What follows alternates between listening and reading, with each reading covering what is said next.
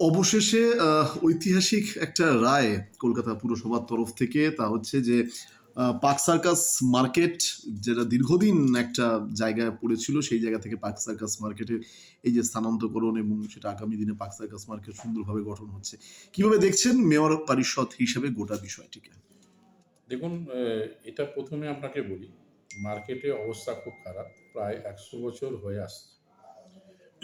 একদিকে টিন শেডের বাজার, একদিকে G+2 বিল্ডিং বানানো আছে।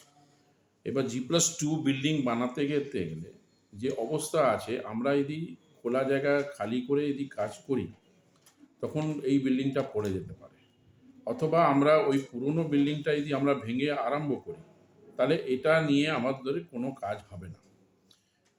সেই জন্যে মেয়র সাহেব একটা সিদ্ধান্ত নিয়েছিলেন। মেয়র সাহেব নিজে বলেছেন যে ওনার এই পিপিপি মডেলে যাব না, মার্কেটটা আমাদের পৌরসভার মাধ্যমেই আমরা তৈরি করব। আর যারা দোকানদার রয়েছে তাদেরকে বিশ্বাস আমরা দিতে পারি, পৌরসভার মাধ্যমে অ্যাজ এ এমআইসি মেয়রের মাথা উপরে হাত রয়েছে, যেটা আমরা ২ বছরের মধ্যে ওই মার্কেটটা পার্ক সার্কাস নিয়ে যাব। পার্ক সার্কাসের মধ্যে এবার পার্ক সার্কাস বাজারের কাছে আমরা নিয়ে আসব। এই উদ্যোগটা আমরা নেওয়ার জন্যে পুরো একেবারে এমআইসি হয়ে পাস হয়ে এসছে। সেটা আমরা অনুরোধ করব সবার যারা দোকানদাররা রয়েছেন, অনেকে বাজার কেনাকাটা করছেন, তাদের অসুবিধে হচ্ছে। তাদের অসুবিধের মধ্যে যে কোনো সময় একটা ঘটনা ঘটে যেতে পারে। সেই জন্যে আমরা চাইছি ওদেরকে ওয়ান টাইম শিফট করব, এবার নিয়ে আসবো। না দেখে না। দীর্ঘদিন ধরে এই এই সমস্যাটা চলছিল, আমি যদি ভুল না বলি ২১-২২ সাল থেকে দীর্ঘদিন ধরে এই সমস্যাটা, এবং একটা বিপজ্জনক বাড়ির তকমা দেওয়া হয়েছিল কলকাতা পুরসভার তরফ থেকে। ব্যবসায়ী সংগঠন যারা, তাদের তরফে সহযোগিতা কেমন পেলেন? দেখুন ওরা দেখুন ওরা চাইছে না সেটা মার্কেট তৈরি হবে না সেটা নেই, কিন্তু ওনারা বলতে গেছে যারা দুভাগে মার্কেটটা একটা একটা পক্ষে দুভাগে মার্কেটটা তৈরি হোক। এক পক্ষে যেটা আছে ম্যাক্সিমাম আমাদের কাছে একটা লিখিত আমাদের ডেপুটেশন দেয়া আছে, তারা প্রায় ২০০ কাছাকাছি দোকানদার আমাদেরকে লিখে দিয়ে গেছে। প্লাস ওরা বলেছে আমরা ওয়ান টাইম মার্কেটটা শিফটিং হব, ওয়ান টাইম আমরা চলে আসব। যাদের অসুবিধে হচ্ছে ওরা বলতে চাইছে দুভাগে মার্কেট তৈরি করতে। এবার দুঘরকে মার্কেট তৈরি করতে গেলে টেক লং টাইম। কেন? অর্ধেক হবে, অর্ধেক এবার আমরা শিফটিংও করাতে পারবো না। এবার অর্ধেক ভেঙে এবার অর্ধেকটা আমরা নিয়ে আসবো। তাহলে ১ বছরের কাজ সেটা ২ বছর ২.৫ বছর লেগে যেতে পারে। সেটা সুতরাং ওটা দিয়ে হবে, ওটা দোকানদারের ক্ষতিই হবে, ভালো হবে না। আমরা চাই এই মার্কেটটা একবারে শিফটিং হোক, একবারে মার্কেটটা আমরা নিয়ে আসি। এবার ওরা যারা আছে গ্রাউন্ড ফ্লোর ফার্স্ট ফ্লোরে যাদের দোকান আছে, তাদেরকে আমরা ওদেরকে রিহ্যাবিট করে আমরা ওইখানে দিয়ে দিই। তারপরে আমাদের কনস্ট্রাকশনের কাজ যেভাবে চলবে সেটা উপরে আমরা করতে পারবো, সেটা নিয়ে কোনো সমস্যা নেই। ববিতা, এই পুরো বিষয়টা তৈরি হতে, মানে একটা হচ্ছে ভাঙা এবং তারপরে গড়াই, পুরো বিষয়টা তৈরি হতে আনুমানিক কত বছর লাগতে পারে বলে মনে হচ্ছে? দেখুন, আমরা চাইছিলাম ফাউন্ডেশন পাইলিং হবে, বেসমেন্ট হবে, গ্রাউন্ড হবে, সেকেন্ড হবে।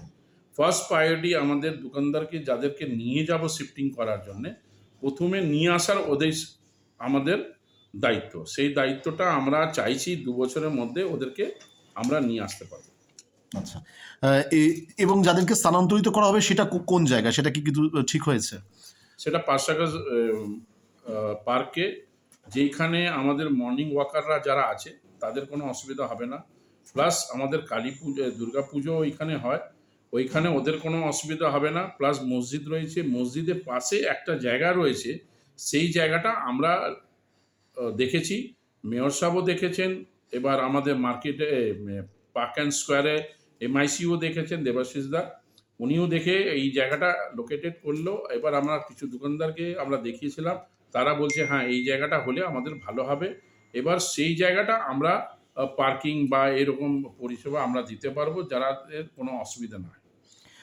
মোটামুটি কবে থেকে কাজ শুরু হতে পারে মনে করা হচ্ছে? আমরা মেজারমেন্ট তো অলমোস্ট হয়ে রয়েছে। এবার আমরা এগ্রিমেন্টের মধ্যে এক একটা করে ডাকবো, ডেকে নিয়ে যারা অ্যাসোসিয়েশন আছে তাদের সঙ্গে কথা বলবো, কথা বলে এবার আমরা ফার্দার যা স্টেপ নেওয়ার আছে আমরা সেটা নিয়ে এগিয়ে যাবো। ব্যবসায়ী সংগঠন সাধারণত কার্যত দুটো ভাগে ভাগ হয়ে গেছিল, বেশিরভাগই আপনাদের পক্ষে ছিল, মানে কলকাতা কর্পোরেশনের পক্ষে ছিল, যারা কলকাতা কর্পোরেশনের সহায়তা এবং তারা পাশে থেকে কাজ করবে। কেমন পেলেন তাদের হেল্প, তাদের সহযোগিতা? দেখুন, একটা পক্ষে যারা আছেন তারা কিন্তু আমাদেরকে লিখিতভাবে, যারা দোকানদার আছে তাদের আমাদেরকে, আমি বললাম প্রায় আমাদের 200 কাছাকাছি, আমাদেরকে এনওসি দিয়েছেন বাই রিটেন, স্টল নাম্বার, ওদের রেন্ট বিল যেটা আছে আমাদের পৌরসভা, তার সমস্ত ডকুমেন্টস জমা করেছিলেন। সেই ভরসার মধ্যে আমরা দিয়েছিলাম মেয়রকে, আমরা কনভিন্স করলাম, মেয়রকে আমি বললাম যে দাদা এরকম ব্যাপার।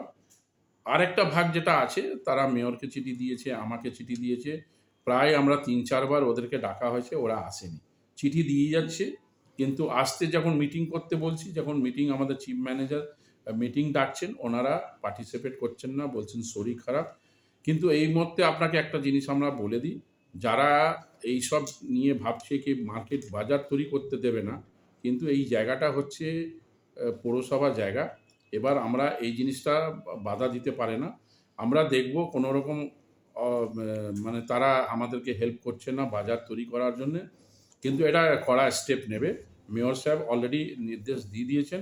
সেটা নিয়ে আমরা চাই তাদেরকে যা জায়গা আছে তাদেরকে আমরা সুস্থভাবে ফিরিয়ে দিই। তাদের যা আলোচনা ছিল সেই আলোচনার মধ্যে আমরা এমআইসি মিটিং করে আমরা পাস করেছি। তারা তারপরে যেইভাবে মানে ওইখানে বা কোনো রকম বাধা দেওয়ার অসুবিধা হবে, পৌরসভা কিন্তু চুপ করে বসে থাকবে না। তাদের যা আইন পক্ষে যা আছে তারা আমরা স্টেপ নেব। ববিদা, ব্যবসায়ী সংগঠনের অধিকাংশ ব্যবসায়ী, যে কথা আপনি বলছিলেন, অধিকাংশ ব্যবসায়ী কলকাতা পুরসভার সঙ্গে আছে, তারা তো ধন্যবাদ জানাচ্ছে, দীর্ঘদিনের একটা লড়াই, এবং উল্টো দিকে তারাও সহযোগিতার হাত বাড়িয়ে দিয়েছিল, তারা ধন্যবাদ জানাচ্ছে কলকাতা পুরসভাকে। কি বলতে চাইবেন? দেখুন, ওরা বুঝতে পেরেছে বাজারে অবস্থা খুব খারাপ, দিনের দিন একবারে কঠিন হয়ে যাচ্ছে, বিল্ডিং অবস্থা খারাপ। একটা সুস্থভাবে বাজারে মানুষ কেনাকাটা করতে আসবে, সকালবেলা পরিবেশটা ভালো হোক, মানুষ উঠেই বাথরুম গিয়ে তারপরে বাজারে চিন্তা ভাবনা করে। ওইখানে গিয়ে কোনো একটা ঘটনা ঘটে যেতে পারে, তারা কোনো মানুষ চাইবে না বাজারটা ওইভাবে আমরা ওইখানে পা রাখি। এবার তারা দোকানদাররা যারা রয়েছেন তারাও বুঝতে পেরেছেন একটা ঘটনা ঘটেছিল, আমি নিজেই গিয়েছিলাম মেয়রের নির্দেশে, তাদেরকে চিকিৎসা করেছিলাম ফ্রি অফ কস্ট। তা সত্ত্বেও আমরা অনেক রিপেয়ারিং অর্ডার আমরা করে দিয়েছিলাম। সব কিছু করার পর ওরা কিছু দোকানদাররা তারা বাধা দেওয়ার চেষ্টা করছে, মার্কেটটা না বলছে না আমরা করতে দেব না, কিন্তু ঝুলিয়ে রাখার জন্য একটা সিদ্ধান্ত নেওয়ার জন্য একটা চক্রান্ত করছে, মিটিং করে সেটা বাইরের লোককে নিয়ে, একটা কিছু লোকজনকে নিয়ে ওইখানে একটা ভিড় লাগিয়ে একটা চক্রান্ত। আমি মনে করি তারা যেটা করছে তারা এবার বুঝতে পারবে এই সিদ্ধান্ত পৌরসভা যেটা নিয়েছে, এমআইসি যেটা পাস হয়েছে খুব ভালো হয়েছে। যেটা আমরা 50% বলেছিলাম, রেন্টটা আমরা কম নেব, বি গ্রেড দিয়ে সি গ্রেড ক্যাটাগরিতে ওরা মিট্রিশন করতে চাইছিল, সেটাও হয়েছে।